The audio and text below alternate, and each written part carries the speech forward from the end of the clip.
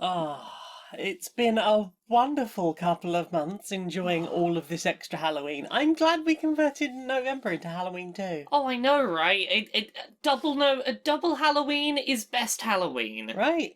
We should just keep having Halloween, but I guess the unicorn dance party season is coming. You know, we have to honour the time of year when the unicorns kick the spirit of winter in the nuts. Exactly, you've got to honour the traditions around here. That is true. Yep, I guess so. Well, I'm gonna nip to the shops. Do you want anything? Oh no, I'm alright, I think. Okay, I'm just gonna get some like snackies and bits. Yeah. A few hours later. Hey. The decorations are still up, huh? What? It feels like there's more decorations than when I left.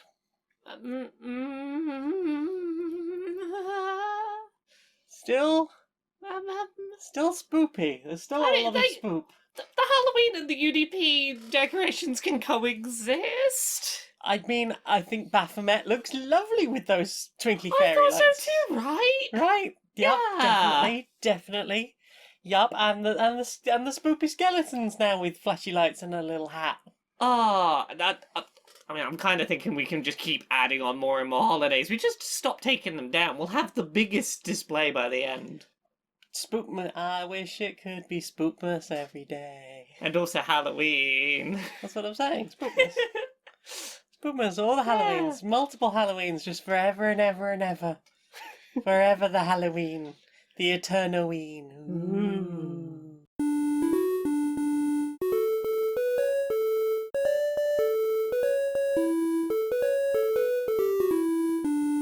Greetings, strangers, queer and pleasant. I'm not Laura Kate Magnet Dale. And I'm not Jane Aerith Magnet Dale. And welcome to another episode of Queer and Pleasant Strangers. It's a podcast, two queer trans ladies. It's us. We're married. We're wifey types. We talk about what we've done media-wise in the week and have a bit of a silly catch-up and whatnot.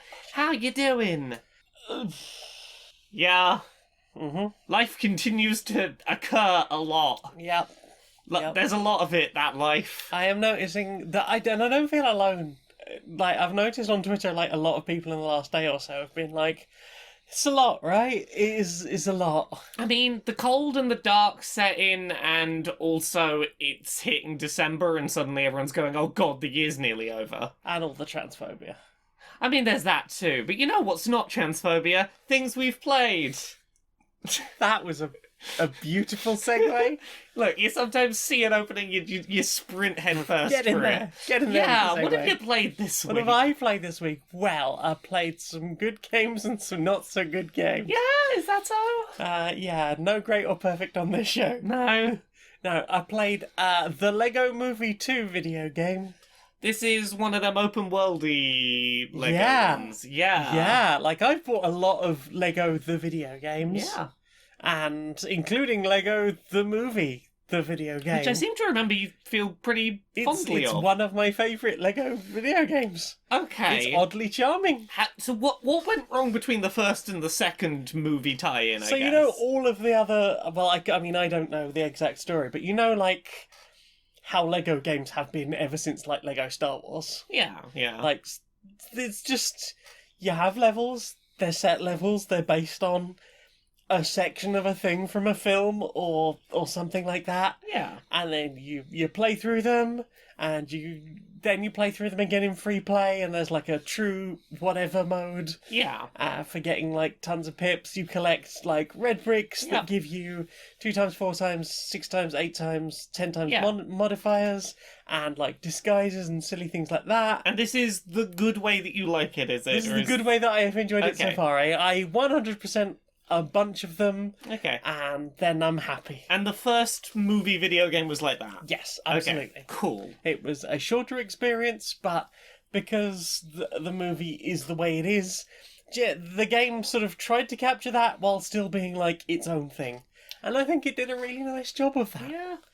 And the second one is like, you know how the movie started off in this, like, bleak dystopia of Lego? Oh, yeah. It was trying to be a, like, Mad Max-esque. Yeah, but have you imagined, like, looking at that for a prolonged period of time? I mean, I think there's a very clear reason that film spent no more than, 5 to 10 minutes in that before it buggered the hell off and didn't come back. And the reason that in the Mad Max video game, there's dust storms everywhere. Yeah. To sort of add some volume Texture. and texture to the world. Yeah. It's just large expanses of flat yellow and... Oh, that doesn't sound fun for a Lego game. An occasional, here's a set piece, there's a fallen over building or something. And is this just a very short bit at the beginning of the game? It seems to be that there are planets. Okay. I streamed this. I was like, yeah, I'm going to play a Lego game on stream. Woo, right from the beginning. Woo, jumped in. I was like, this is...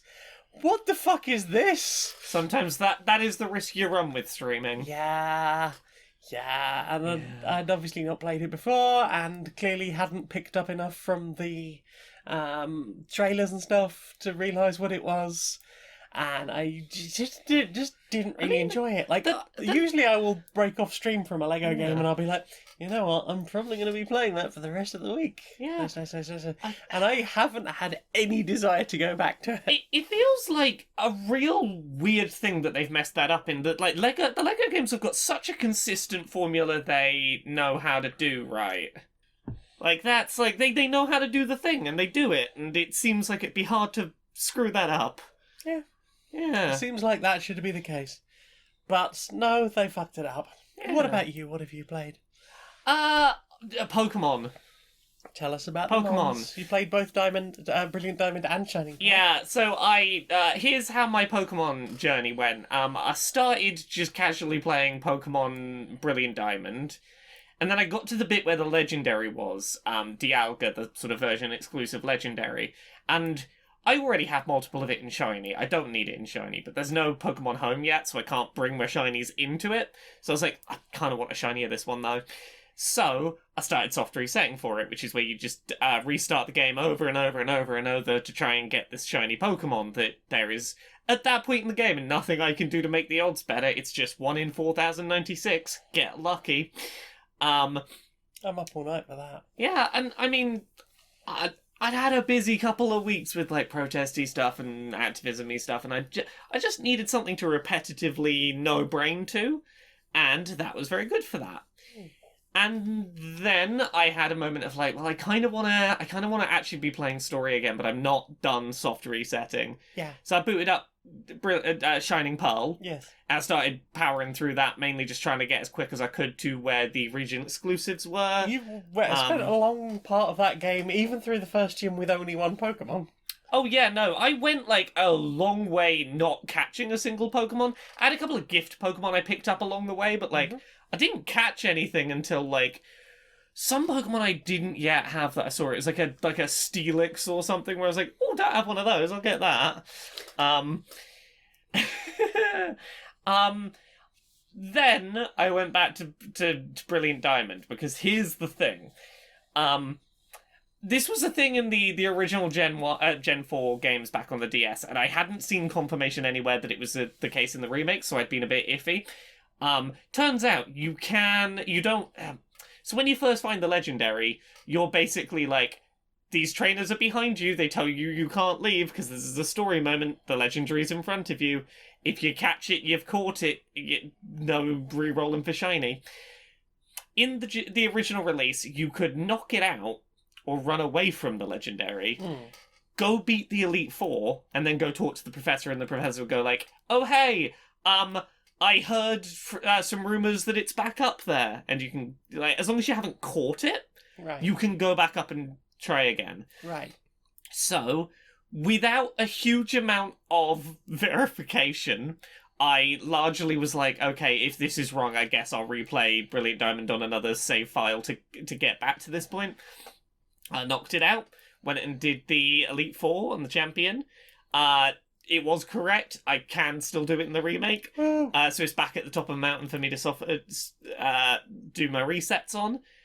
That being said, I've unlocked the other shiny hunting method in this Pokemon game, Poke-Radar chaining, which is kind of similar-ish to Let's Go Pikachu and Eevee's chain mechanic. It's a little bit more luck, a little bit more obtuse, but the odds are real good once you get it going. Yeah.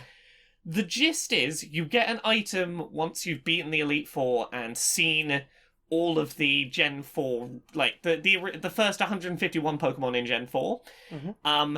And you can go stand in a patch of grass with this item and activate it, and a couple of patches of grass will start shaking. And you go interact with one, you'll see a Pokemon. Cool.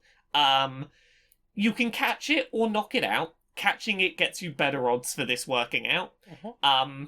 So, like, let's say you catch it, I believe it's a 93% chance that when you catch it, more patches of grass containing that Pokemon will spawn. Okay. Multiple patches will spawn when you've done the catch. You want to go for one that's 4 spaces away from you on either the up, down, or left, right axes. Right. To get that 93% chance of catch that one, 93% chance another one, like, more grass patches will go. Right. And you're making a chain of these. Right. And you have to catch these. Yeah, you're doing catches. You need to use a repel in between the bits of grass so that you don't walk into a random encounter while walking between the dedicated bits of grass. Uh-huh. Yep. And if you can get a chain of these going, you start getting better odds of things like special, like hidden abilities, better stats for those Pokemon the further you get into these chains. But the odds of you getting a shiny get considerably better, up to the top end of it. If you can get 40 in a row without the chain breaking, your shiny odds go as low as 1 in 99. Which is, like, real good shiny odds. Plus, once you reach that 40 mark, and I realise I'm info dumping, I hope this is all right. No, go ahead. Yeah. Keep going. So when you get to that 40 encounters, you can stop risking the chain breaking by just running back and forth a bit and using the radar to get some new spots to show up, because you can see which ones, if there is a shiny in the grass, it'll sparkle. Mm-hmm. So once you've hit that 40 mark and your odds aren't going to get any better, you can just start going, like, refresh the spots, there's a shiny, go catch it. When you catch that shiny, there's a 93% chance that the chain will keep going, and you can reset, you can start redoing the grasses to get another shiny patch. And as such, like, it's an inconsistent method to get to that 40 chain. Getting to that 40 chain is tricky. I believe the odds of, like, all 40 of those 93% rolls being correct is, like, you've got, like, a 5% chance of that working, which is, like, that's only, like, getting a crit or a botch on a D20, which isn't that bad. But if you get to that chain of 40, the chances are pretty good that you can get multiple of that same shiny back to back. Which for someone like me who I collect, I'm trying to make a living shiny dex where I'm trying to get all the evolutions not just, like, one and evolve it up. For most things, I need 2 or 3 of the base level to, evolve into its evolutions. This method, once I get that chain of 40, I can usually catch enough to do the evolutions, and spares for trading. It's great when it pays off.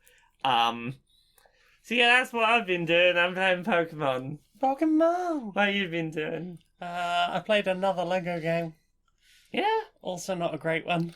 I played Lego Pirates of the Caribbean because it was recommended to me as one of the better ones. Like, forget the films, forget everything else. It's just a fun little Lego game with nice mechanics and nice level design. I was like, cool, I'll give that a look. And then I was even happier when I found out it had the mumbles rather than voice acting.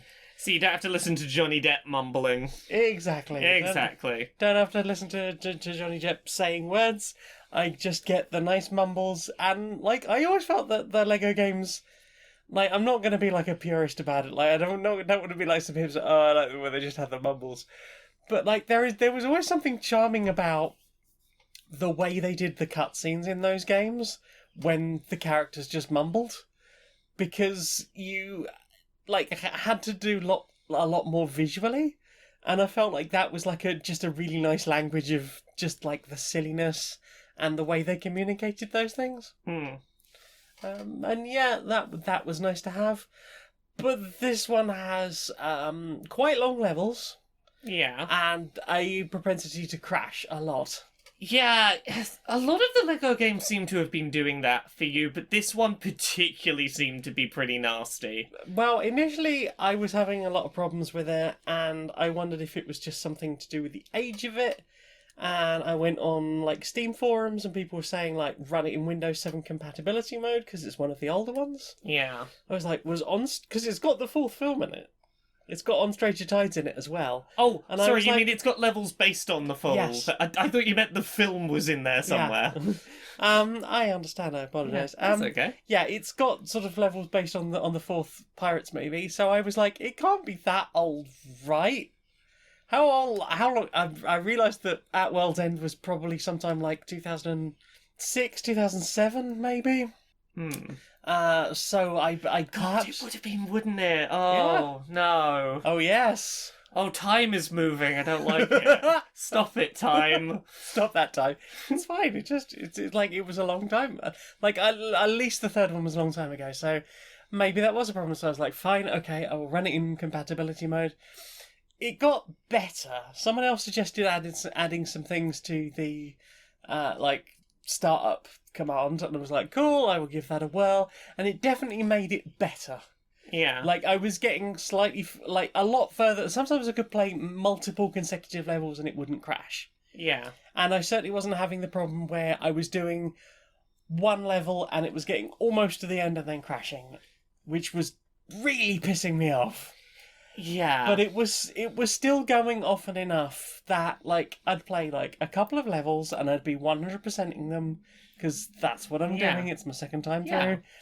I got almost all of the red hats, so I have now got all of the red hats. I was like, okay, and I've got all but one of the characters as far as I'm aware.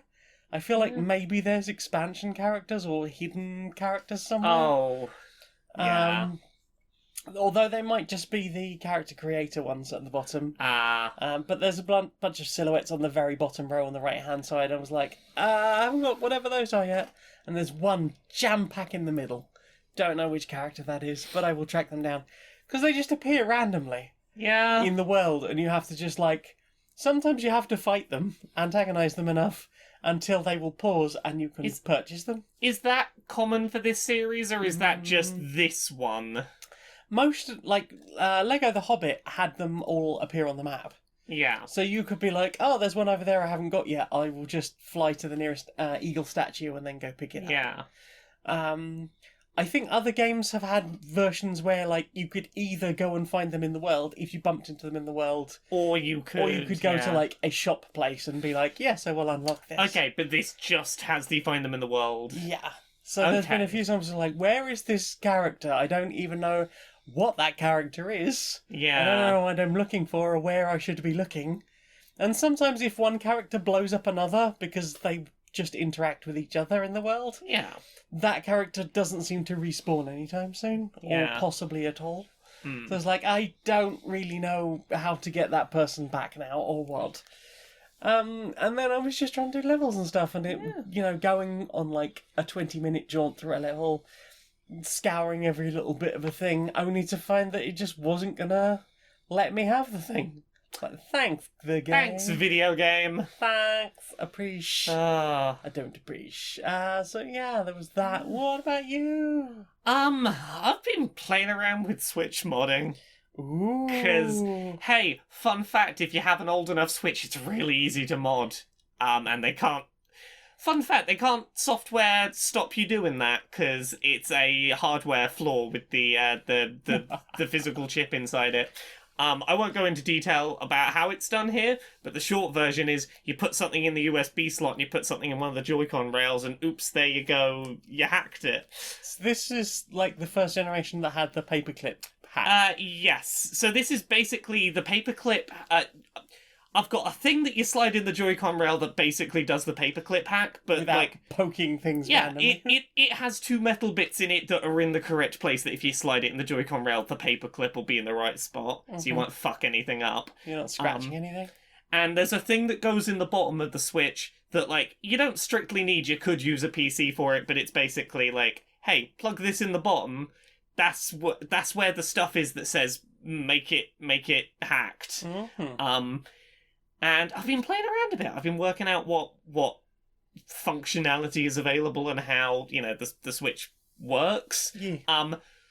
The two main takeaways I want to talk about is, hey, those Pokemon Gen 4 remakes totally can play perfectly well at 60 frames a second. People who have, with hat switches, can just play that game at a better frame rate. Second of all, there's a bunch of functionality that'd be really nice that Nintendo doesn't let you have because, it could be used for cheating purposes, but, it's just nice to have. Being able to back up your saves on an SD card if you're worried about losing them, particularly for games like Pokemon, where you can't do cloud saves of your saves because they don't want you to fucking cheat catching your Pokemon. Which for someone like me, who is terrified of losing my shiny collection, I'm like, no, let me back up my saves. Let me back my saves up somewhere. It's little virtual monsters. They're not they don't matter that much if people, make fake ones. And regardless... But this is thousands of hours of my life. Exactly. So yeah... I've got... The Switch has better functionality in modded form than, Nintendo gives it, and that's always a thing to learn, Yeah, when you were talking about the 60 FPS thing, I was like... Yeah, 60 FPS mode. A lot of the complaints people have had about the Pokemon Gen 4 remakes are things that modders have, settings where you can just do those things that Nintendo won't let you. So, people who want to turn off experience share because it's stuck on by default. There's a mod that'll let you turn off experience share. If you want to, if you want to turn off the friendship mechanics, you don't enjoy those, you can just turn them off. A lot of the things that people have been going, I really wish Nintendo would add this as an option rather than forcing it. Modders are just like, yeah, there you go. There you go, I've done it. This is mainly a curiosity project. It's been fun fucking around with stuff. But it's real. Custom themes. Custom themes are nice. Mm-hmm. That sort of nice pastel clouds background that was going. Yeah, that was pretty. Yeah, it's goodbye lighting. Yeah, it's real. It's real interesting realizing how easy this console is to mod if you've got an old enough one, and seeing what the scene's been doing with that, because there's some fun little homebrew applications. One of my favorite ones I messed around with a little bit today was using it for remote play streaming. So you want to play a PC or an Xbox or a PlayStation game in a handheld form factor, just Wi-Fi stream it to your Switch. Take that, Stream Deck. Exactly. It's fun messing around with. What about you? What you played this week? The only other thing I've really played this week is the Gloomhaven Digital Edition. Yeah, this is not Jaws of the Lion, the sort of mini campaign we've been physically playing. This is 100 mission. This is big kids Gloomhaven. This is the original Gloomhaven. Well, third printing or whatever we're on now. Yeah. Full-sized campaign Gloomhaven. Do it if you want. Good luck. Yeah. It's huge. You get a real feel for that even in this. Yeah. So you have 7 starting characters. Okay. 6 or 7 starting characters. So a couple more than Jaws of the Lion. Yes, and I know that there are 17 characters total in that box. I'm glad they don't drop 17 on you at once, I guess. Plus, it's stuff to unlock. Yeah. Things that I have enjoyed so far: the mechanic of the fact that as your reputation as a band of mercenaries increases, the costs at the merchant will drop. So it's you've got reputation level up, plus a certain level. Okay, we're going to take a gold off. You save a gold every time you buy anything. And considering how little gold you can get sometimes in that game, it's nice to be like, oh cool, I've got a whole bunch of money. But it is hard. It is so much hard. I don't know if it's just the fact that I'm doing it on my own and sometimes I'm making small mistakes. Well, you seem to be doing better now you're controlling 3 characters. Yes, I started off initially playing 3 characters. An Inox Brute, I think it is. Yeah. And a Savan, I think they are. Yeah. They're both rocky people. One of them has horns, one of them doesn't. And I was like, cool, I'll have these 2. They seem like they would have good synergy, and that's fine. And they weren't great together, I'll be honest. Yeah. Like I was like, well, this one says like support and the other one says, support and ranged, and the other one says like melee tank. I was like, yeah. They seem like they would go well together. And the support character didn't have a huge amount of healing, like certainly not through the first 3 levels that I've put them through now. Because, surprise, surprise, I've played a lot of this game and died. Yeah. But luckily you get to keep your experience and you get to keep your gold. Yeah. So anytime I feel like my characters are starting to die or the mission is lost, I'm just, like, burning any cards that will get me experience. Yeah, that is a wise call. So it is, like, it's very much like the game that we know. It's really not as brutal as I'd feared in that regard. Being able to keep your experience and your gold is... Yeah, that is one of the nicer things. Yeah. Obviously, you're going to have your personal missions. Yes. And I'm finally starting to see how that changes things. Because originally I'd been like, oh, the personal missions, that means that characters will just retire once those missions are completed. And that seems like a really bad thing, potentially. Yeah. Because, like, you've worked so hard on this character, you've got this character, like, up to a certain level, and that's it, game over. They've retired. You have to, like, basically restart that character from the beginning. The answer is not quite that simple. Yeah. So, when you complete a character's personal mission, you will increase the city's prosperity level. Depending on what the city's prosperity level is, the city's wealth might increase. Yeah. Which means that you don't have to, but you can start a character at a higher level than level 1. Yes. So you will be rolling a new one. They will have their own brand new personal goal to do. Yeah. But they will be starting with, say, the level 2 cards or the level 3 cards. Yeah, which is good for keeping them at pace with the rest of the team, but also is going to mean a little bit of jumping in the deep end, I imagine. A little bit, but I like, obviously they're not going to have their items, so that's a bit of a pain, but I guess those items return to the pool, or get sold, or... And not sure. I suspect you could still read the level 1 stuff and go, okay, I'm going to have a look at this and work out how this character works at their base level, then look at the level 2, okay, I see what that did, and then jump in. I mean, theoretically, I guess so. Like, I am really enjoying watching some of these characters level up, because... Like, in our game, we've just got through the tutorials, and I think we've got level 1 cards. What? We've got in our game that we're playing at Jaws We've got level 2 cards. Okay, so we've got the level 1 cards, the X cards, and the level 2 cards. Yes, I believe. So I'm starting to see level 3 cards now. That's really interesting. So basically, at every level, you'll be presented with 2 cards. Yeah. And you just pick one. Yeah. And that is yours to have. And you can add that to your deck or not, depending on what your hand limit is. And then, like, at your next level, when you pick a card, you've got the choice of the 2 cards for that level and the one that you didn't pick from the previous level. Yeah. But most of the time it's like, oh yeah, I'll definitely get the other one when I get to the next level, and then you get to the next level and you go, no, those are way better. Like, I am really enjoying, like, watching some of these characters evolve, and I think that as I move forward, I'm really looking forward to picking slightly easier to finish missions to try and level up the city's prosperity. Yeah. Like, burn through a character pretty quickly, potentially, and see how that, like, levels up and makes, like, starting a new character more interesting. Yeah. Because, like, just watch it, like, because I'd been told that Frosthaven was the one with the city building mechanics and stuff. And I believe that is, like, more of the case. But there's definitely some of it here. There is definitely some of that here, and I am glad to see that, because that's part of why I had resisted getting, like, classic Gloomhaven. But this game is so hard, and there's, like, I don't know if it's just me playing on my own and not having that 2 other people sitting at the table with me, and we're, like, obviously not talking about what cards we're going to play immediately, but once those cards have been laid down, we can start talking about strategy and stuff. Yeah. And having that, I'm going to do this, I don't think you should do that. It's my player, I'm going to do it anyway. I guess we're doing that now. Are you talking about me rushing ahead?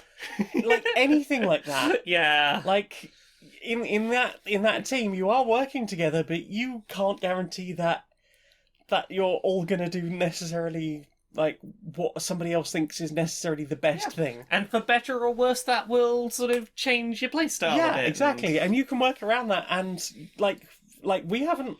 I don't think we've actually ended up losing a single game in Jaws of the Lion. No, yet. we've had games we thought we lost and then double checked and then realised we'd won.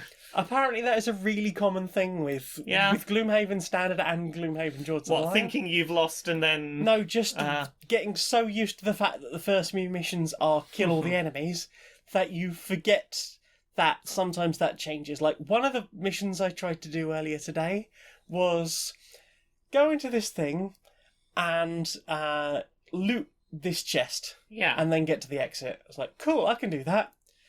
As soon as you get in there, it's like, okay, there are 2 doors in front of you. You will need to kill an elite in order to get through that door. Once you kill the elite, that will open the door. And then you will need to open, you need to kill another elite to open another door. So the door on the left will always open first, and the other door will open once the other enemy in the room is dead. Okay. It's like, okay, but you need to do it in that order. Sure, I guess that's the thing I need to do. Cool. So I got to the end of the room, I rushed there. I was like, cool, I will loot the chest, and then I will just run back out, and we'll do the mission as it was stated. As soon as I picked up the items, it was like, there's a different victory condition you could pursue. Oh, I have not planned for any other different... You laser targeted on one victory condition, and then they went, hey, but while you're here... And this one seems way more sensible. I don't want to do spoilers, but, it's basically the things you're picking up might be cursed. You could either take them with you and complete the mission as it was originally written, or you could return them to the place where they were taken from and put that curse to rest. And it's like, fuck. Because now I've, torn through this level as fast as possible. There are lots of things chasing me. I've walked into a room full of things that want me dead. Yeah. I am not sufficiently leveled for this. I did the first 2 missions, of 17 times I'd played, started a mission, I'd got through the first 2 levels, the first 2 original scenarios.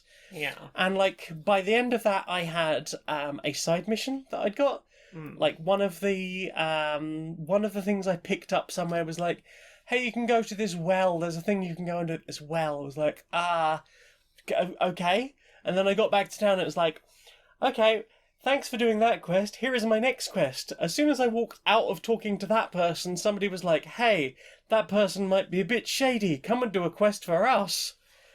So I've now got 5 quests open, and it's a case of do you want to work with this person who seems to be shady as fuck, or do you want to work with this person who appears to be with the city? And it seems like all the best things in this game happen when you are working for the betterment of the city. So okay, I mean, we haven't mentioned any kings or anything, so I'm happy working for my community and not the people who seem to be very much out for themselves. So I'm happy to do that.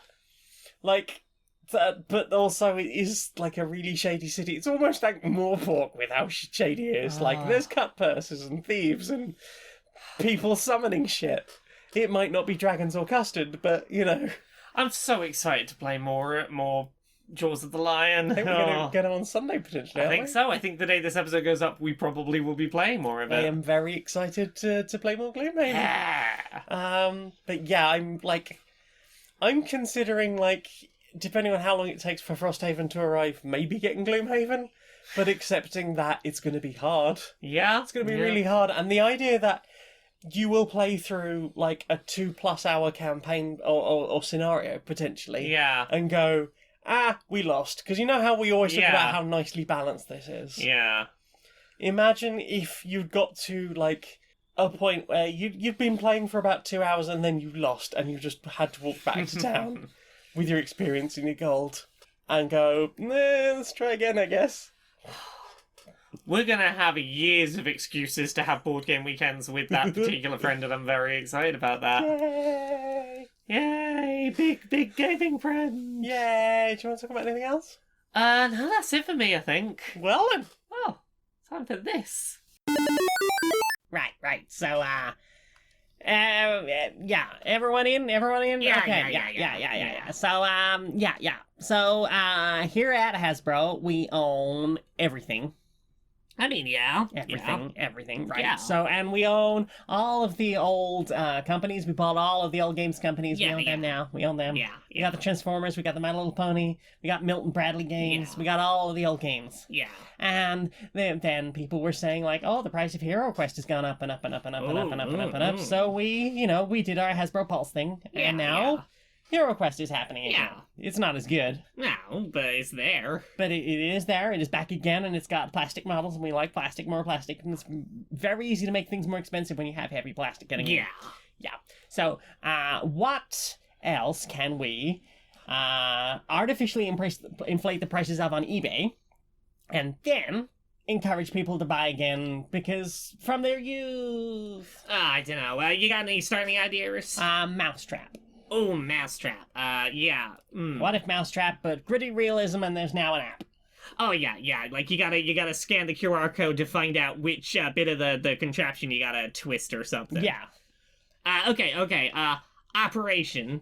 But, like, once you put the pliers through the thing, there's a video game happening. You gotta play the video game on the TV while your tweezers are in the hole. Oh, like maybe we could have like a little camera in there. Yeah, and it feels like microsurgery. Exactly. And that way, and it's not a good camera, but we can make it like really, really expensive that way. Yeah. Okay, what about Buckaroo? What can we do with Buckaroo? Life-size Buckaroo. Life-size Buckaroo. Okay. It's a full living room investment. Okay, I mean, we could probably get a lot of money out of that. Exactly. It's feel the childlike wonder of being smaller than your toys or something. And because of Hasbro Pulse, we can do like a whole elite tier edition, and you get an actual donkey, and you get actual fabrics and things, and an actual hat and things, and you have to just literally stack that on the donkey. Okay, I got one. I know how we can make money out of this. Yeah. Okay, Twister. Right. We sell it with an industrial strength fan. Twist, make a wind vortex. Oh. We're gonna have a literal twister going in your living room. Oh, well. Whole room just spinning. There's wind everywhere. You can't get in. You can barely get in the room. Right foot on green. Yeah, I think that's gonna work. I think it's gonna excellent. This has been a good meeting. Now let's go out there and let's buy another company and get some more money. Hell yeah. Hold on. Right, if we could bring this meeting to some sort of order. Well, I think it's very simple. We all know what we have to do. We just have to. It seems like the science is saying we need to have a mask mandate. It seems. Mask mandate. That's Yes, what the doctors are saying. Is it? That's what the doctors are saying. Unfortunately, Bloody doctors. No, not agree about the mask mandate. How am I supposed to get a mask? I don't have to wear. I didn't wear a mask when I was younger, and I've lived through the bubonic plague and all sorts. Well, see, I think that we really should be. Actually, that's a good question. Why aren't you wearing a mask right now? I'm not wearing a bloody mask. That's for the bloody pros. No. It's for the pros. I don't have to wear a mask. You wear a mask. Oh no, I can't be wearing a mask. My mother sent me in with a note this morning saying I don't have to. Well, I mean, if Mummy said so, then I suppose Exactly, right. you wear a mask. No, I don't want to wear a bloody mask. I've never worn a mask before. I won't wear one now. I mean, that's how I handled that problem with dust insulation when I had the builders in. Yeah, you didn't wear one then, did you? No, and then, there was the time I got all the asbestos in my lungs. It was fine. No, okay, I've got to compromise. We make a mask mandate. Yeah. But we are exempt from it because we never let the mask slip. I mean, we have been talking a lot about migrants recently. Oh, fuck. So... What has got into your eye meats? What has got into my eye meats? Let's have a look. I got the wrong list up, didn't I? We watched a film, didn't we? We did. What did we watch? We watched Cube. Yeah. So this is a 1997 horror film. Yeah. That I want to give a slightly spoilery preface for, because, like, this is... Huge content warning for this Yeah, film. it's... And not the gore, and not the horror. Content warning that I think, like, ultimately didn't ruin my enjoyment, but I want to make sure is sort of prefaced up front. So there is a character in... Well, we'll get to the actual premise of this in a minute. There is a character in this film who is presented as having some sort of learning disability, is probably how it's presented. I mean, it's autism. It's very clearly autism. Yeah, it wasn't until, like, because basically the way this came up was you'd been talking to Casey about horror. Do you want to plug that? Yes. Yes, over on Are You Sitting Comfortably, which is a podcast I periodically do with Casey Explosion, where we talk about horror-y things, Casey pitched The Cube to me. Or mentioned The Cube because they were talking about a later film that creator had done. But The Cube sounded really interesting. Not The Cube, just Cube. Sorry, Cube. Just Cube. 1997? Cube. So yeah, there is a character in this who is clearly coded as autistic, and I'm confident in saying that that is the way he is performed and coded, because the director of the film, who plays that character, runs a school for autistic kids. And, like, a lot of the things that are going on are very specifically like, oh, that's the head hitting and very specific finger tapping, like, that's stimming. That's very specifically autistic over sensory overload or repetitive self-hitting. Like, it's very clear the performance was done by someone who spent a lot of time around autistic people, and I think that... And not in a music kind of way. Yeah, and, like, yeah, definitely not, like, music in the sort of, like, it's not overacted, and there is a genuine... There is enough about that performance that seems sincere and real that I had to go and Google. I was like, it's the late 90s. There's no way they did, but is this an autistic actor? Like, it's a little over the top in a couple of places. The main thing with it is, like, there are some characters in this who treat this character real fucking shitty, and they are always presented as either villainous or actively punished for doing so. But, like, at one point, like, there's one drop of the R slur, and it's very quickly followed by someone calling the person who said it a literal Nazi. Like, oh, you made a eugenicsy sounding argument? I'm gonna call you a Nazi and punch you in the fucking face. Like, I think she says something along the lines of, leave him alone, you fucking Nazi. Yeah, so, like, it's clearly meant to be... It's clearly from a place of wanting to do proper representation. It missteps. It's big... Like, you're gonna have to watch some people shouting at what's clearly an autistic character, and also a bit of savant trope going on. Yes. But, like, putting that aside, it's a fascinating concept, right? It should say a lot about this film that I have all those preface complaints, and I want to rave about this film and talk about how amazing it is. And, like, I can recognise the flaws with that performance, but this film is amazing. So it is a horror film that, like, feels very tonally like the original Saw, but without the flashing to outside of the room. It's very low budget. Yeah. It's, like, largely a single room.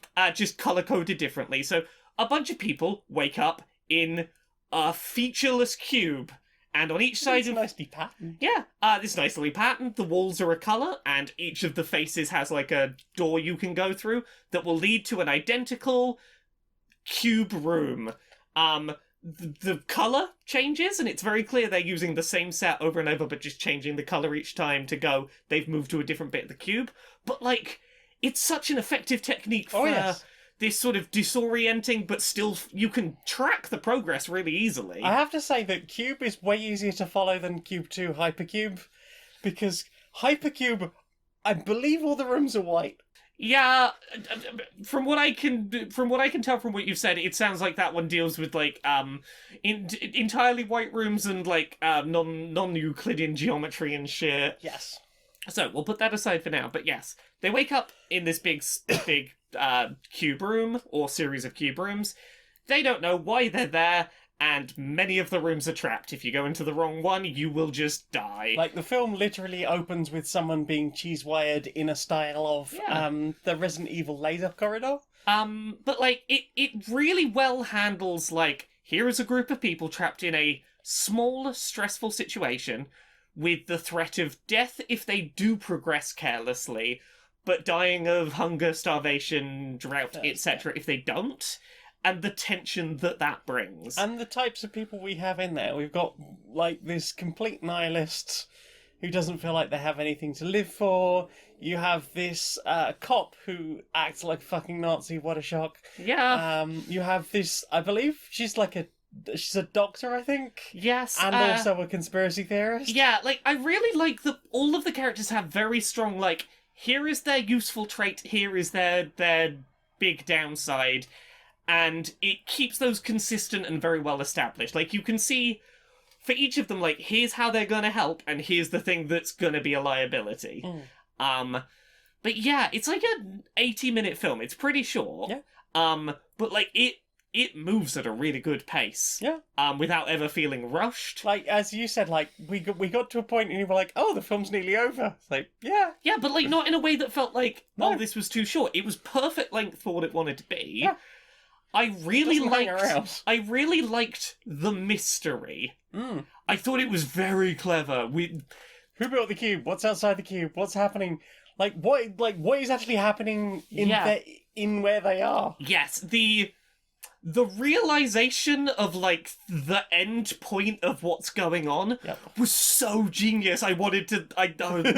it's so smart! Yes, it is. It's such a smart film! And also for someone like me who just loves, like, twisty puzzles, so the idea that, like, it is a puzzle as well as being, like, a prison, essentially. Yeah, Because that's how they initially discuss it. They're always talking about it like a prison, but as the movie wears on, they're like, there is a puzzle element to this. So, here's the thing that, like, I keep comparing it to the first Saw film, and I know that that's maybe, like, a easy comparison. I think that's fair. It is a small budget film that, like, people talk about, like, horror's really easy to do on a low budget. Yeah. If you have a smart and concise enough idea, and I think they absolutely had that with But this. the thing I think this does better than Saw as a franchise, maybe the first film, but I can say the first film, like, there are definitely points of this.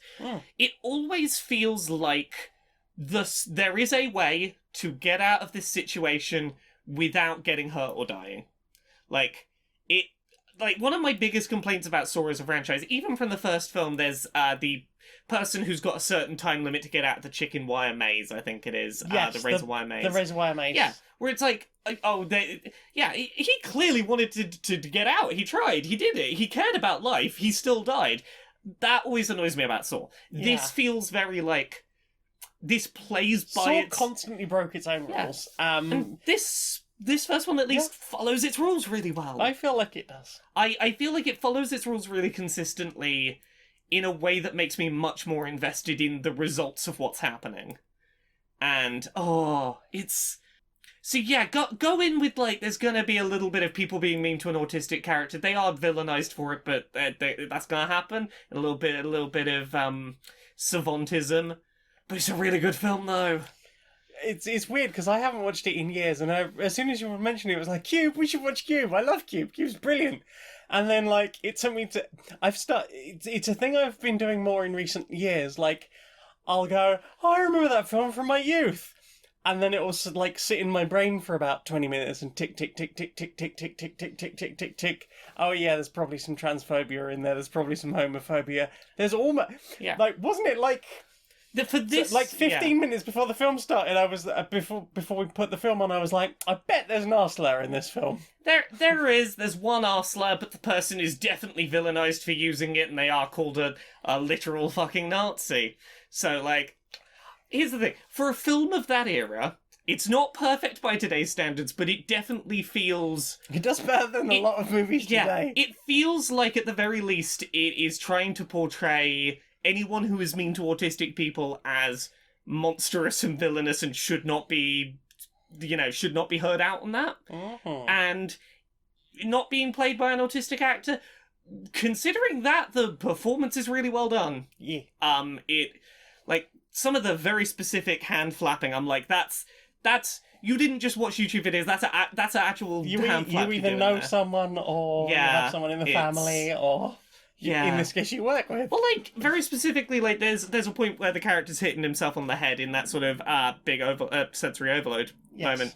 And there is a character who explicitly steps in to assure other people he is not a threat and that this behaviour is not indicative he is dangerous to other people. The Doctor. Yeah. It's a shame the Doctor didn't use the word autism. Really feels like they could have done and should have done. Yeah, but, like, I feel like I don't know. I can't speak for the director, but I feel like maybe that was a sort of like I don't want to say it. Well, because then I'm going to be accused of doing one thing or another thing. But like, it's still very much coded that way. So, first of all, yeah, I get that, but also that's a hard thing to sell when you literally like run a school for autistic kids. But also, the internet, it wasn't what it is now. No, I will say I don't know specifics.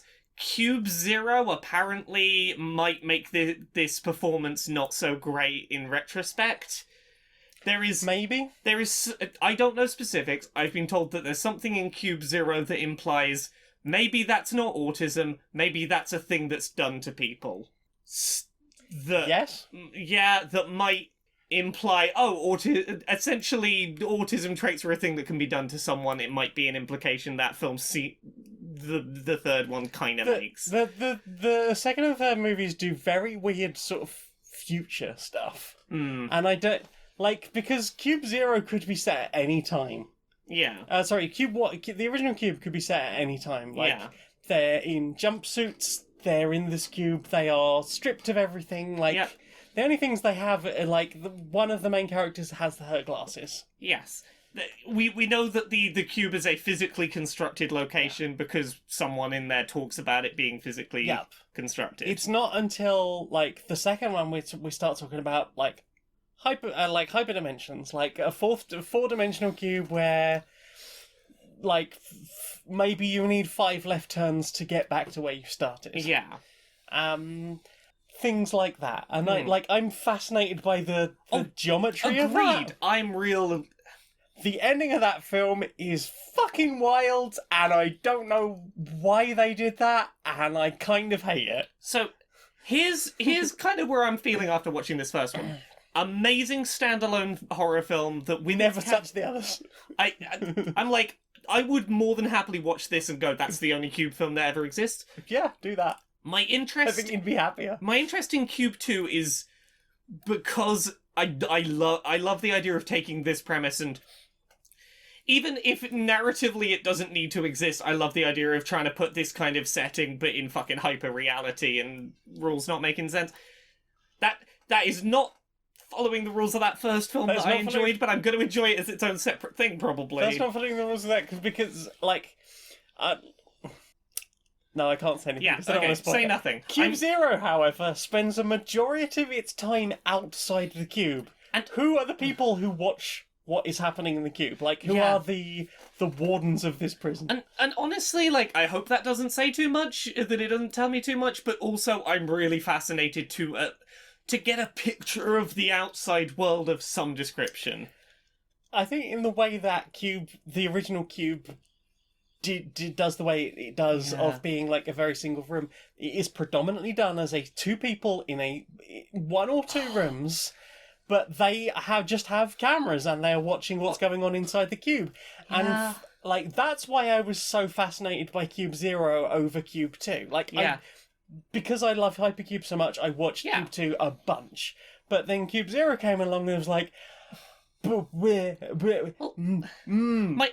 things. My vague understanding is Cube 2 goes a little off the rails and then Cube Zero goes sort of back to what makes Cube good in that sense of we're going to focus on a person-related small situation story that just focuses on a very clear idea of a very small interaction.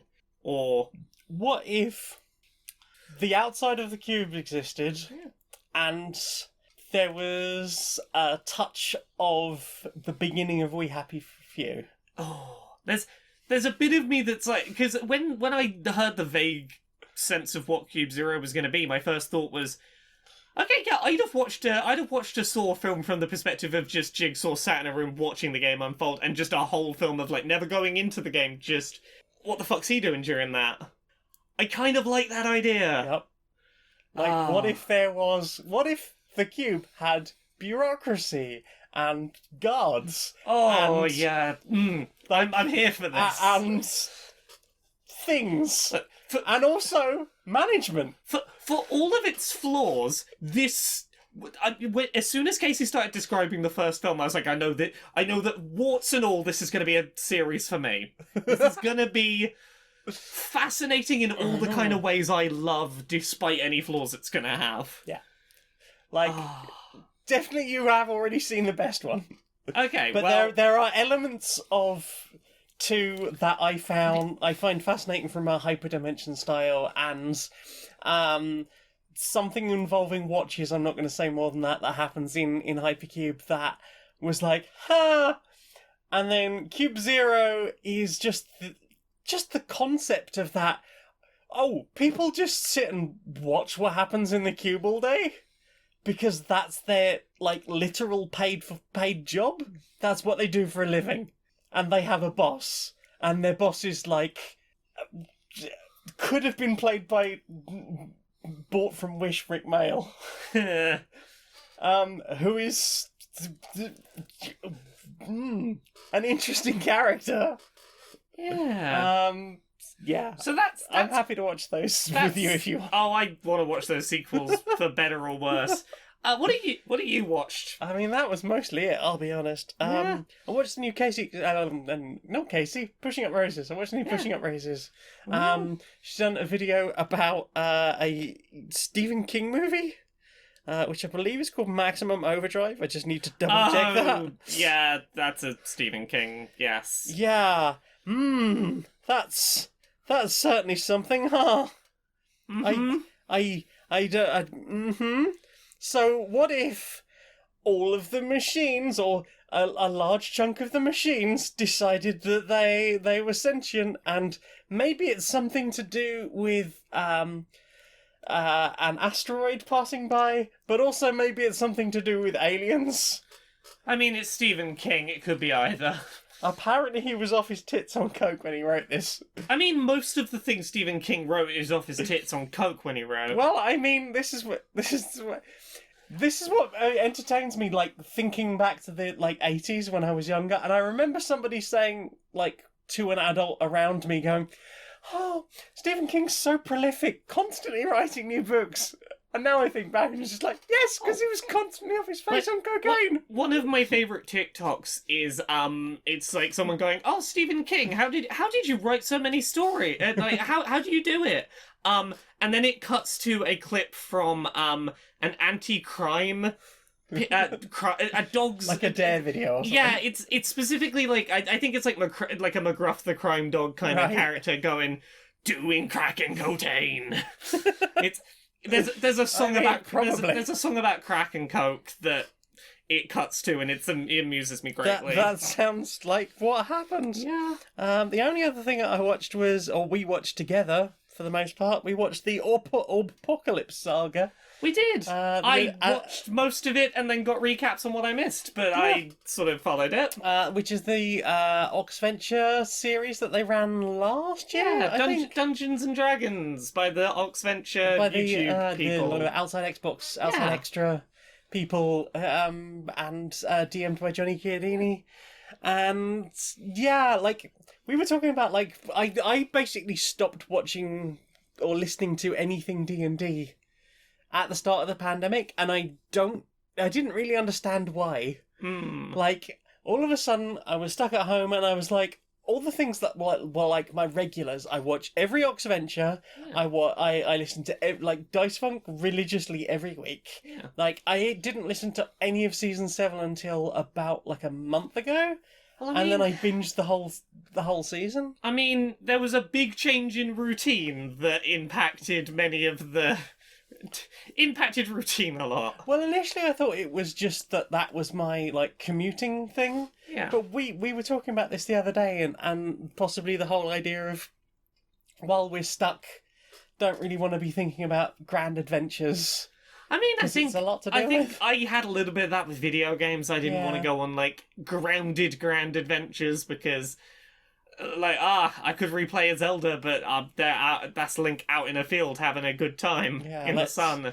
Let's stay inside and play slightly abstracted board games. It was a weird year, and I don't think it's surprising that media consumption habits kind of shifted. Really did, and I'm glad that I'm starting to get back to some of those, because like I really enjoy the Ox Ventures.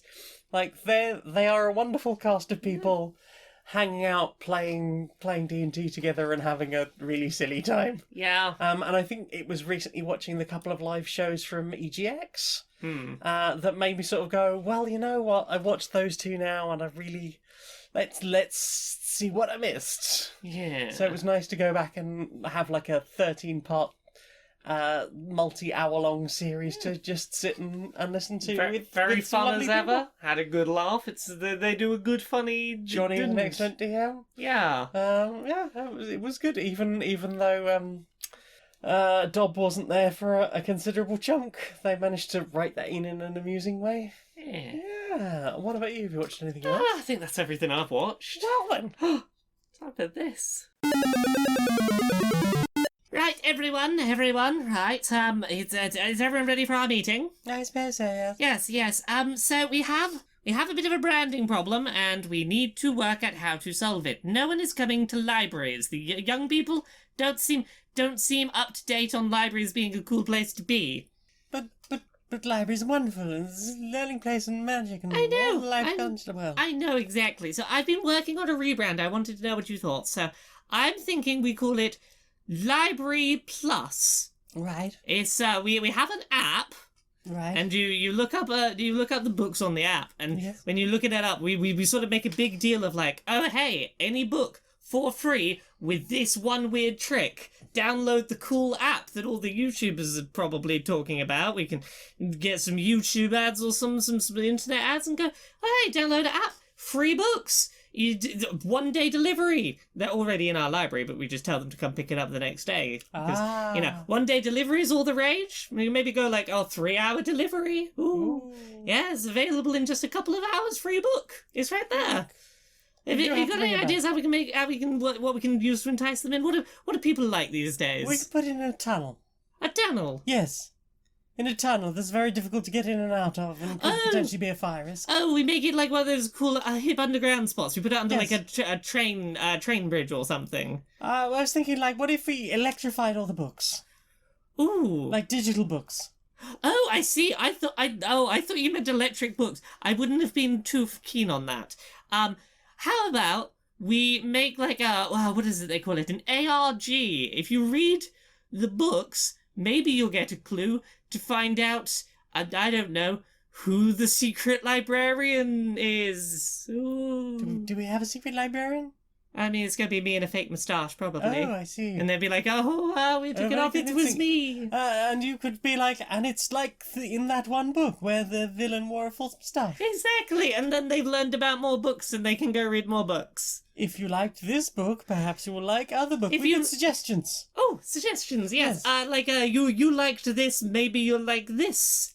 Try this. That they can scroll through for hours and not pick a book. I've seen a thing in bookshops. I've seen a thing in bookshops. You get all the books that aren't selling, and you wrap them up in brown paper, and you write a brief synopsis that makes them sound way more interesting than they actually are. Oh, wonderful, wonderful. I mean, I do have one controversial final suggestion. Yes?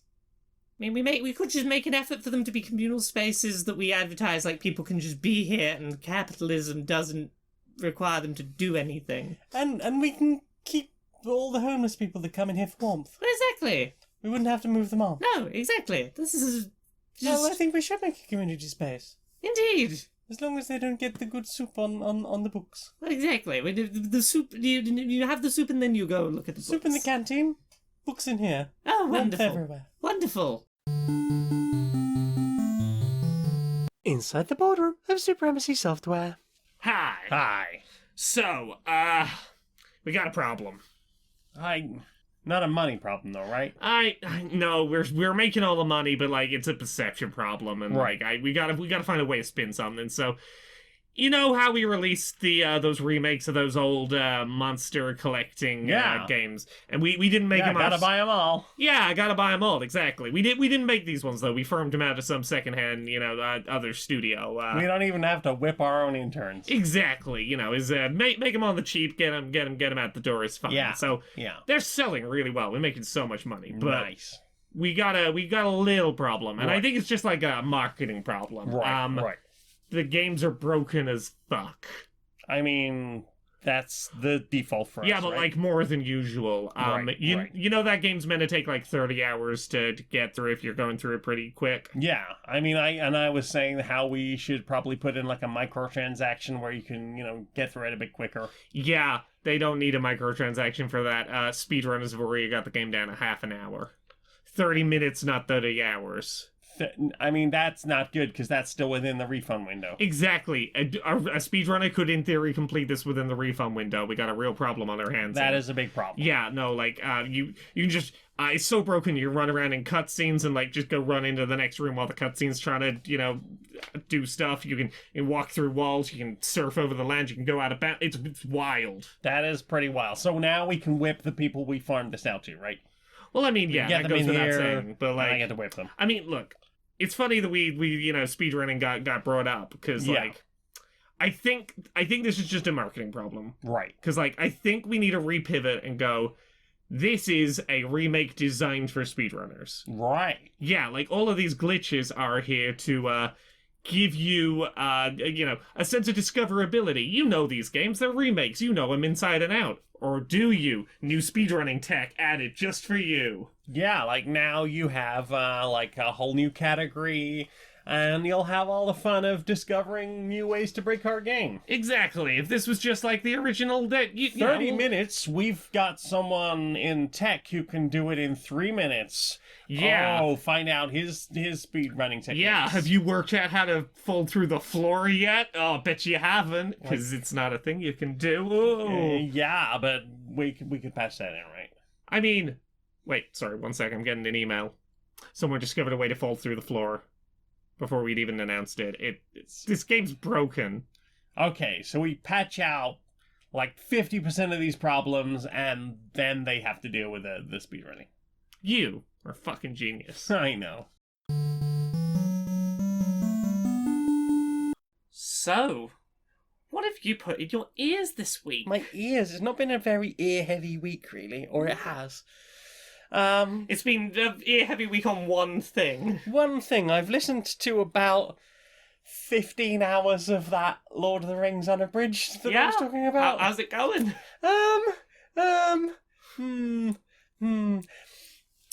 I realise, because I've read this book twice. Right. I read Lord of the Rings as, I think when I was about 13. I struggled through it.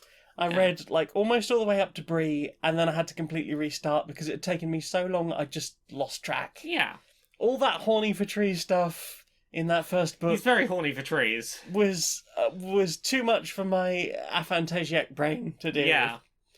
And then I read it all through over the course of about a year. And then when I was in hospital with meningitis, I read it through in 10 days because I was stuck in hospital and had no other entertainment. Hell yeah. Didn't have smartphones back then. Oh no. Definitely couldn't have a phone in a hospital. And I was quarantined as well because meningitis. So there I was in a side room for 10 days and I read through the whole thing. And again, I can skip over huge chunks of that because I remember it from the audio drama, and I don't have any, because I have aphantasia, I don't really have any, imaginings for what anything looks like or anything is. For some reason, having a book read to me gives me more time to process what's being said in a way that I actually think about the media more than when I'm trying to force the letters down my head. I 100% agree. I find words easier to, on instinct process than words which I have to convert into... written words I have to convert into words. I'm not sure if it's my age or, the way I'm more aware of certain things as I've got older, But like, I definitely felt like I processed this book in a whole different way so far. Hell yeah! Audio books are books. Audiobooks are books, and I'm starting to realise maybe I should punish myself less for the fact that I really struggle with actually reading full books a lot of the time. Because apparently I get way more out of them when they're read to me. Hell yeah! I'm the same. The books I remember most from my life were all read to me via audiobook medium. Yeah, audiobooks or audio dramas are the things I remember best and most fondly. But, like, things that I have thought about, like... So Tolkien has said that, like, there isn't really an English myth, so I wanted to create, like, a nice, sprawling English myth. And the hobbits are, like, the most perfect, ideal version of England to me, Tolkien, who is writing this book. Yeah. Who constantly has hobbits in the Shire. Like, I don't know if it's just the general hobbits, but a lot of them are, like, xenophobic from people 3 streets away. Yeah. Like, half a mile down the road? Why, that's the other side of the world, you squinty-eyed stranger. Oh, I'm so... What? Oh. And then there was, like, a whole section where they were talking about, like, the Nazgul turning up in the Shire. Now, because I think I played the video game before I really started getting into the, like, trying to read the book and process that, I have had in my mind, the words I associate it is the image I have from that game of their, like, dark cloaks. Yeah. Usually lined with blue because of the moon shining down on them, and they come out in the dark, and they're just a pair of eyes, and you can't see a face. Yeah. So when they say the Black Riders, they are riders, and they are black, right? Because they have no colour. But and there was a whole bit at the beginning of the book where I'm just like, you've talked a lot about squint-eyed or slant-eyed strangers. I'm like, And now you're talking about... I think it was the description of the fact that, like, some of the riders were described as, it was a black fella, all dressed in black himself. I was like, and it's taken me until, like, actually in book 2, like, post-Rivendell stuff, where they're talking about, like, the fact that there isn't really anything in the cloaks that you can see. They're wraiths. They're sort of not really in this world. But I'm just like... I'm starting to question, like, wait, have I been wrong all this time as they are, like, literally just you can't see their faces, or you probably can't even see their eyes, or they are like they are in the movie. They're just like, you look inside the cloak and it's like you took the skull out of the death robe from that picture of death. Because they are essentially, like, deathly characters. To come in contact with them, for most characters, is you will die. So I'd always drawn that parallel. But then I was like, oh, he was a black fella, and he was all dressed up in black himself. It was like... Look, I will say this... I don't know. I will say this. Writers of a certain era, you tend to notice kind of racist turns of phrase that they use very casually. Yes. And certainly did not consider would be a problem to use. Things I'd never processed before. Yeah, I mean, look... You look at how he depicts the elves versus a lot of his descriptions of other races, and you're like, yes, the tall, white, blonde elves, and other races that are going to get described with terms that do not feel great. Oh, especially if you get to the point of the Southrons and the Easterlings. Yeah. Like, and that's how you've pictured, like, basically Middle-earth's East Asians, huh? I mean, I'm not going to say that the way he's presented the hobbits being xenophobic is idyllic of England, but it sure is probably an accurate representation of England. Especially then. Yeah. I like to hope that, like, there are chunks of England at least that are, like, less like that. Maybe I'm wrong. I mean, if I had to generalise, I'd still I think generally, no. UK, pretty fucking racist country. Yes, absolutely. 100%. Pretty fucking overwhelmingly racist country. I don't know. Maybe I spend a lot of time in places where it's like, hey, everybody! I try and surround myself in those spaces as best I can, but oh god, there's a lot of racism out there. There is. And I guess because I don't experience it myself, I probably notice less of it than there actually is, which That's always the way. it's trying to be more aware of these things as we move and grow. Yeah. That's yes. it. I'm 15 hours into Lord of the Rings. I think they're like minutes away from encountering the Balrog. So they're in Moria. I listened to a couple of songs this week. Tell me about the songs you've listened to. Let me pull up the songs. What I listened to. I listened to a song called $20 Nosebleed by Fall Out Boy. Not a Fall Out Boy song I'd ever heard before. Right. Very bouncy, upbeat kind of track in a way I did not expect from Fall Out Boy. About, that urge you sometimes get to just kind of run away from life, either into a comfortable past that you can't really go back to, or a distant future where you've I'm just going to run off and join the monks. I'm going to go live in a monastery up at the top of a mountain and no one will ever find me again. That sort of just... wanting the big change in life. The wanting of the big change in life and the wanting to just, I want to leave this life beat and all of its baggage that exists behind and none of this is a thing. Totally understand. There was like a whole 6-month period where I kept vaguely fantasizing about my house burning down. Just being like, well, I wouldn't have all the baggage of all the stuff I carry around with me. When life is bad, there is that little feeling that can just go, hey, just fucking hop a train and turn up somewhere in the middle of nowhere and start a new life. No one will find you. Yeah. It's an interesting track. It definitely contrasts deliberately upbeat sound with the thing it's talking about. I also listened to a song called Au Revoir by the Front Bottoms. How are they doing? They're doing good. I enjoy their music. This is a song of theirs I've listened to before. I'd never really stopped to listen to the words of it. You know those kind of tracks? Almost all of them to me. It's just it's a nice short track. It's about 2 minutes, and it's just this very quiet goodbye between two people. It sounds like it might be a breakup or something, but it's not like an angry, explosive one. It's not sad. It's not grieving. It's just saying goodbye as if it was any other day. And there's something really human about it that I really enjoy in that sense of no, this is just an ending of some connection between people that's just, we're going to have a little bit of a gentle bicker and there might be a little bit of a laugh in there, but it's just, it is what it is. And it's very interesting storytelling in that track. I found it really interesting.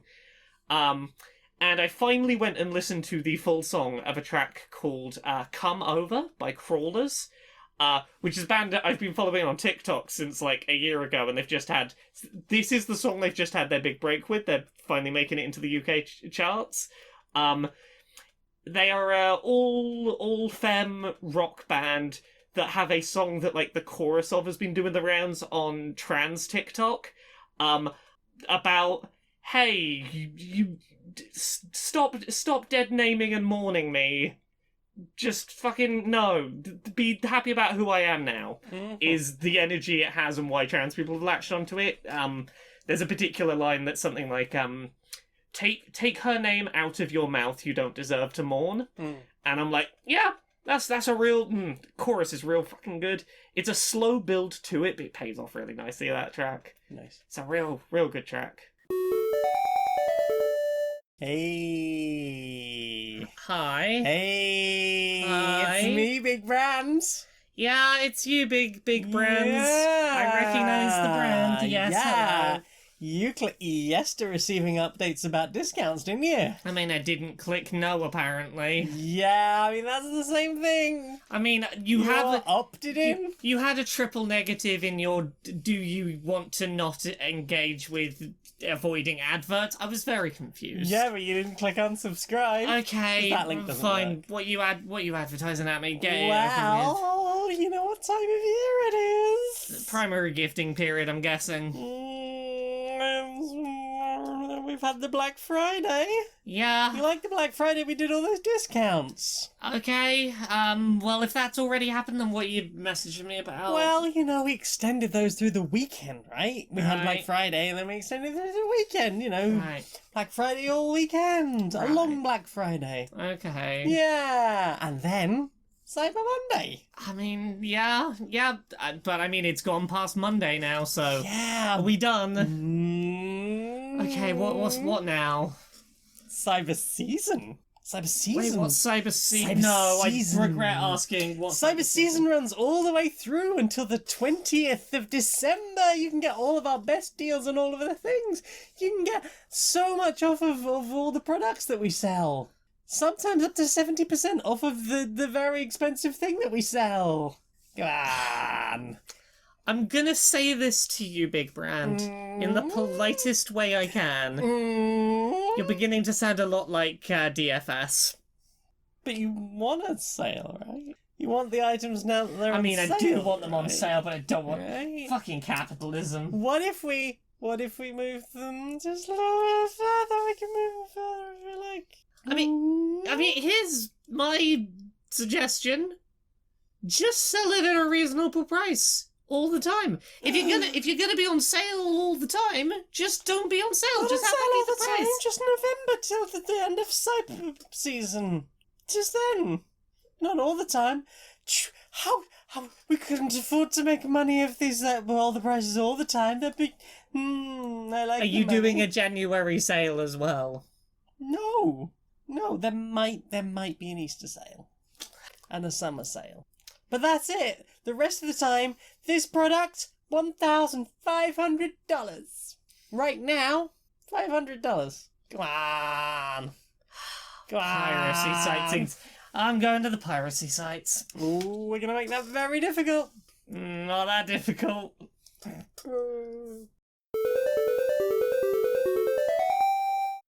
The universe. It's unfathomably vast, possibly even infinite. Within our universe, stars are born. Many will hold planets within their gravitational pull, so may even be able to support life. In millions of years, our sun may expand and envelop each planet in our solar system.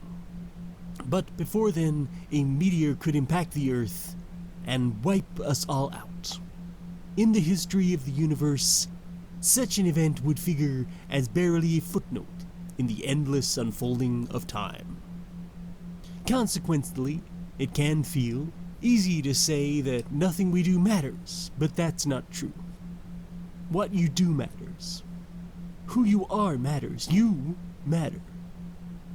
Unless you're a fascist, and then you can fuck off into the sun right now. Questions, time for questions. What's the questions? Thousand Young asks, most believable fictional villain with motives that actually make sense instead of "Yar, going evil bad, doing evil for the glory of evil. You'll never catch me alive, goody two shoes." I mean, Killmonger is an example to jump to.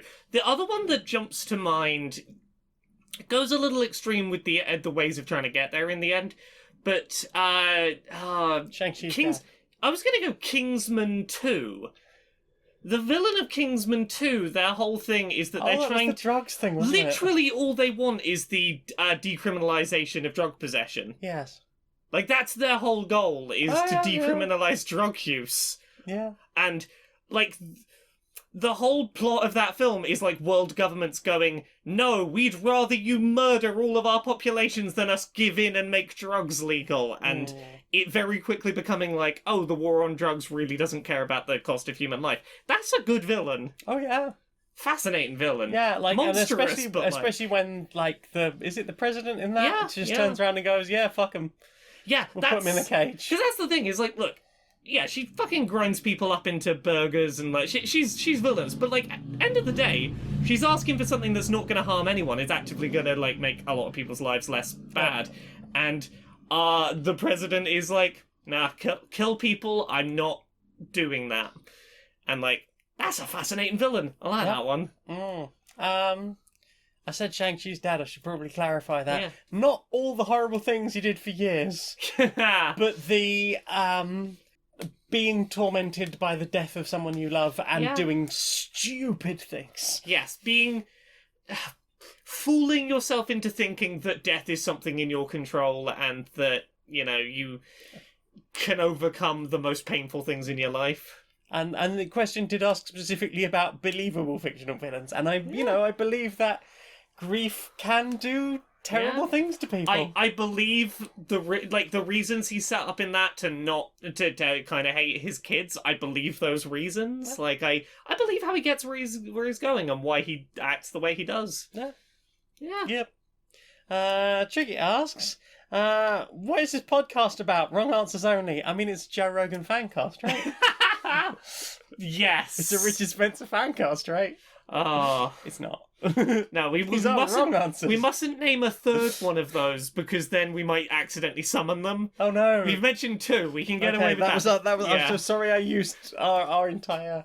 I should have shared one with you. Maybe we could split them in half down the middle. Well, maybe next time. We've done it now. Maybe we could just saw them in half anyway. Any others? Nothing that's going to be better than that. You gave me a good chuckle there. Treacle, the Treacle fandom. Yep, we are Treacle stans here. We all simp for Treacle. Mathsager asks, my brother is coming to town for the holidays and I need to get him a gift. Since he's British, I was thinking British snack foods that are hard to find in the US. Any suggestions? Oh, I'm trying to think what ones are hard to find in the What US. do we usually send Steph? Gold bars? Oh, gold bars, like Tangy Tom's, Transformer snacks, some of those. Space Raiders? Yeah, the barely crisps. The puffed corn snacks. That Yeah. have been lightly. Maybe if you could find some Panda Pops, like a blue raspberry Panda Pop. Do they still make Panda I Pops? don't think they do. I said that and then realised I think they discontinued them. Oh no. But like Skips. Skips, those little not white chocolate mice. Yeah, cola ju- cubes. If you can find cola cubes Yeah. that actually have a chewy centre. Fruit salads and blackjacks. Yeah, if they happen to be into licorice, definitely go with Well, blackjack. fruit salads I think are a good. Yeah. Good Drumsticks. I don't know. Drumstick lollies. I don't know if Swizzle snacks are a big thing in the US. I don't know. I feel like some of the biscuits we have over here, like custard creams, bourbons, I don't think are particularly American. Yeah, and that's good because they're awful. They're great. Bourbons, custard creams, digestives. You can't get a digestive I in used the to do States. when I did stand-up comedy. I used to do like a 10-minute rant about how much I hated custard creams. They're my favourite biscuit, I'm sorry to tell you. I fucking love a good custard cream. Then you will protect me from the custard creams. Nom nom nom, tasty custard cream. Many a time in my life I bought a 30p pack of like corner shop. Just a big pack of custard creams. I'll just sit and munch a whole pack of custard creams. Fucking great. I'm glad you enjoyed them. Okay, well, what would you suggest then if my suggestions are bad? Those Fox's chocolate rounds with a really thick Belgian chocolate on. The like a custard cream, but they're hobnob circle on either side. Have you ever had those? No, but they sound amazing. Oh, they're great. Oh, they're like quite small, aren't they? Yeah. The Fox's creams, OT creams. Yeah. something like that. Oh, yeah. Yup. Crisp flavours you can't get in the States. Prawn cocktail, not a thing in the States. What? Yeah. But it's the best flavour. I know, right? Scampi and lemon flavour knickknacks. Ribs and saucy knickknacks. Nice and spicy Just knickknacks. knickknacks in general. Yeah, knickknacks are great. Yeah. Look at popular British crisp flavours. Don't bother with and, the cheese ones. You already have Cheetos. They're superior. Yeah. And I'm talking about the crunchy ones, not the puffed ones. I'm trying to think what else we have here that's a good snack. What's a good... Like a Walker's salt and vinegar, but like I suppose you have Frito-Lay over there anyway. Yeah, but I don't know if they do. Walkers? I know at a time salt and vinegar was not common over there. Really? Yeah, it was an uncommon flavour for a while. Yeah. Like some things Like, like I don't... chipsticks. Oh, Bet chipsticks. you can't get chipsticks Salt and over vinegar there. chipsticks. Frazzles. Oh, frazzles. Yeah, that sort of stuff. Yeah. Pot noodle. Get them a pot noodle. Do they not have those in the States? I don't think so. I think they actually have ramen over there. Yeah, well, I mean, how are you going to do a pot noodle? You don't have fucking kettles. Oh, sick burn. Well, you microwave your pot noodle, I guess. You get the electric kettle that you've purchased and don't know how to use, and then you just open the lid of the pot noodle and you pour it into the kettle. Yeah. And then you complain that it's boiling over into the sink.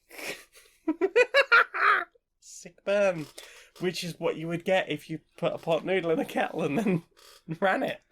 I hope that's enough suggestions for you. Alpha, living in a dungeon, asks, are Christmas lights nice? And if so, what are the best Christmas lights?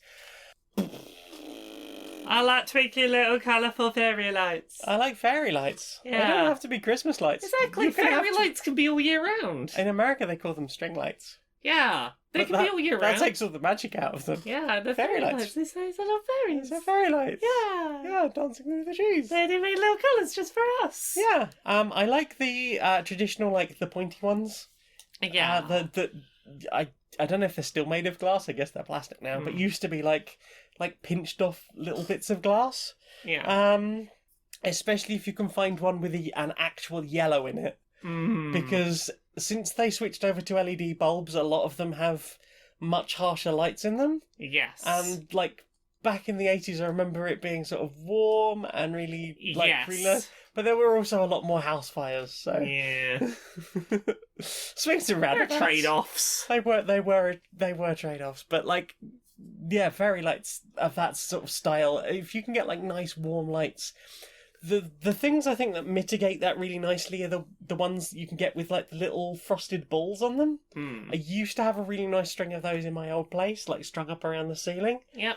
and they're just like a nice, soft, diffused light that's just not too much, and it's not quite nice when you come back after a rave. Alternatively, if you get like a nail file and rub them over plastic bulbs, you can make your own diffused light, because that's how that works. And those are the best fairy lights or string lights. RX used to have that like grid of fairy lights above the bed. Oh, yeah. I always thought that was rather cool. Bit much in a small room, but like definitely like I like the idea that there's just like, here is a sheet of light. Make the world's most organised and regimented cosmic patterns. I suppose if you took a few of the bulbs out, you could make it more cosmic. Lucy asks, what are you looking forward to? A bit of a rest over UDP, honestly. I'm ready for a bit of time off. I say rest. I mean, I'm probably gonna try and make sure that the book is finished if the second draft of that isn't already done. I mean, I've got a protest like a week into next year, so like, but like, I'm not gonna, I'm gonna spend some time not in the office. Maybe build a model or something. Have a bit of a chill. I suspect that our local board game group are probably going to have a party. That would be nice. It would be nice to see like that group. It would be, yeah. I'm looking forward to our wedding reception. Oh yeah, which we're finally having. Which we will probably have had by the time that a lot of people hear this. Yeah, that's going to be exciting. Yeah. We're going to see some people that we've really not seen in a very Wedding long time. part 3. Wedding part 3. What was part 2? You'll never know. Ooh. Yeah. So these are some of the things I'm looking forward to. I'm looking forward to making some more music. Yeah. It's been a really long time because obviously been very focused on the book. Between like that and the editing work I've been doing, it's like I don't have free time. It's like realizing what did I used to do in my free time? I would go for very long walks at all times of the day, and I would clean the house. So consequently, we have a very dusty house, but most of a book. I mean, that's what happens when you do a book. It's just, you see how everything else just kind of takes a back seat for a bit. Pretty much. Yeah. I've done a few of these now. Pat, pat, pat. Pat, pat. Yeah. I mean, maybe if I keep getting Patreon supporters, patreon.com/StonedMonkeyRadio. Nice plug. Thank you. I can, maybe spend less time doing day job stuff and more time just creating lovely things for all the lovely people to enjoy. Exactly. Maybe do some more live stream. That'd be lovely. Well, is that it for questions? No, we have one from that lovely Phoenix too. Hi, Phoenix, love you. Oh, hi, Phoenix, love you. Phoenix asks, best soup to make. You have a good soup. Carrot soup. I like a good carrot soup. Mm-hmm. Just many carrots. There's a bit of onion, bit garlic. Carrot's just a very sweet soup base flavour. You can pair it well with other things, like you could do carrot and chili. You could do a carrot and ginger. It pairs well with a lot of other like not sweet flavors. You add like one other flavor to it, and it turns out real nice. It's a very good versatile base soup. Good soup.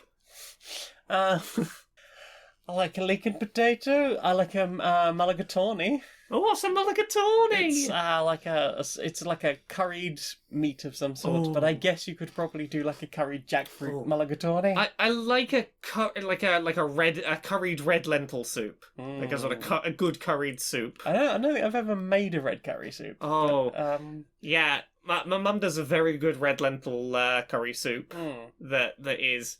I can't imagine why it wouldn't be vegan. It's a very tasty soup. Nice. It's mainly just lentils. I love lentils. Spices. I used to really love a lentil soup, but gosh, it makes you windy. A little bit. It's a digestive nightmare. But delicious. Nom tasty lentils. Oh no, I have the farties. It keeps the house warm in this time of year. Maybe I should make more lentil soup. We've got lentils. We've got chickpeas too. Like anything with like a decent amount of just mixed veg and potato, where the potato was like boiled for too long and it's just really thickened the soup up to like almost chowder levels. Yeah. A chowder, like a sweet corn chowder, is amazing. Lovely. Not had sweet corn chowder in a while. Might have to fix that. Nom nom nom, tasty chowder. And that is all the questions. Well then, time for this. Do you know what I want to see more of? What do you want to see more of? Social Justice Warriors. Social Justice Warriors? Yeah. All right, Harry. How you doing? Yeah, well, tired, honestly. Oh, yeah, same, you know. Getting overworked, underpaid, as it is. Underpaid, wumbling free, yeah. Well, I'm hoping that'll start changing soon. I joined a union. Oh, nice. Yeah. There wasn't previously one in place, but, chatting to some of the folks, and we finally got one off the ground, which has been good.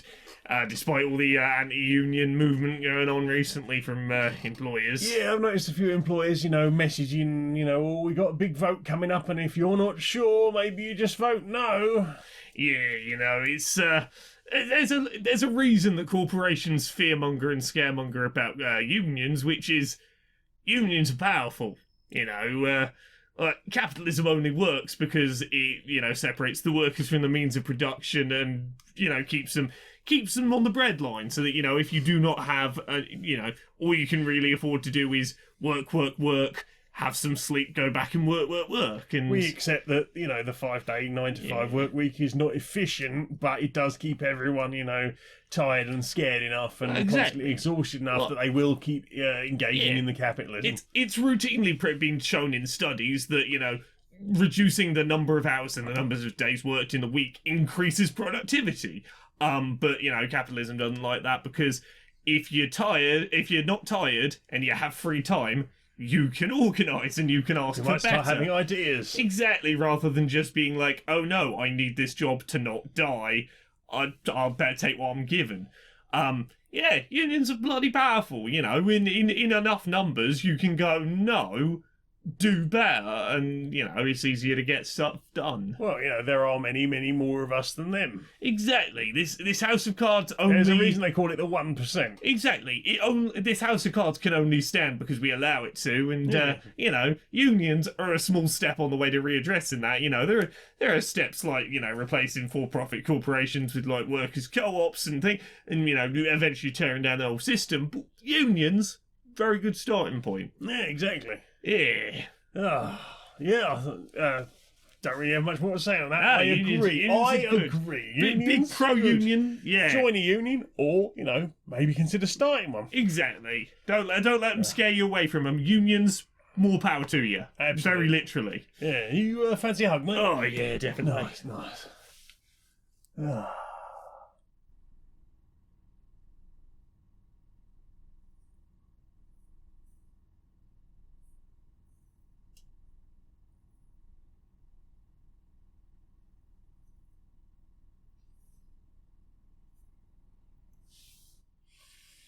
Good on, mate. Good on. Yeah. Right, I think I'm going to pop the kettle on. I'm probably going to have a little nap. Lovely, mate. Lovely.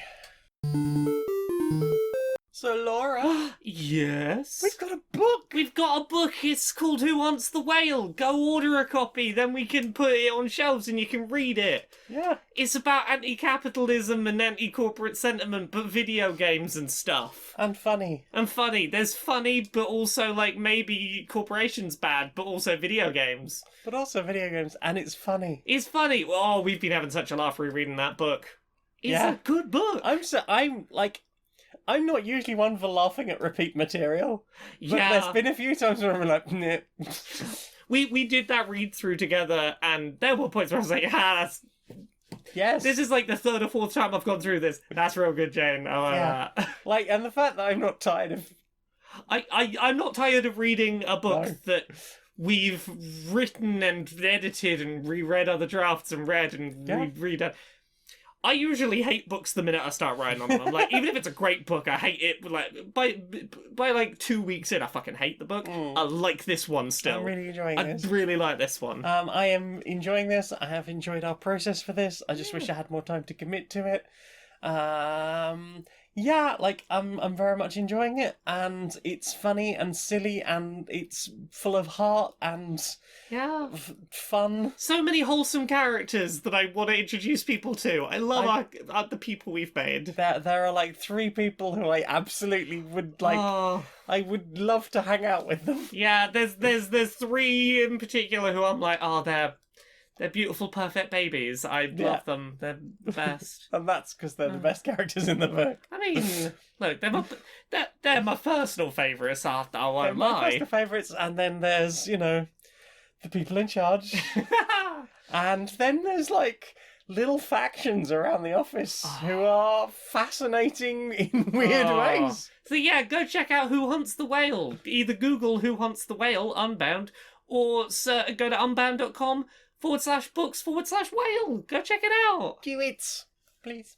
Other than that, I'm at Laura K. Buzz everywhere. What about you? Me, patreon.com/stonedmonkeyradio. I think I mentioned that earlier. And streamerlinks.com/Janiac, JANEIAC. You can help me hit that ever elusive 25 Patreon. I would really like to do that. I'm at 22 now. If 3 of you could just donate me $1 a month, that would be so wonderful. So and I would close, really appreciate that. Close. And I would be ever closer to being able to afford upgrades to some of my music stuff, so I could make even better music when I finally get back there. Oh, I'm very hype. Oh, I'm very hype for that. Laura, sing us out, please, darling. Until next time, be a stranger.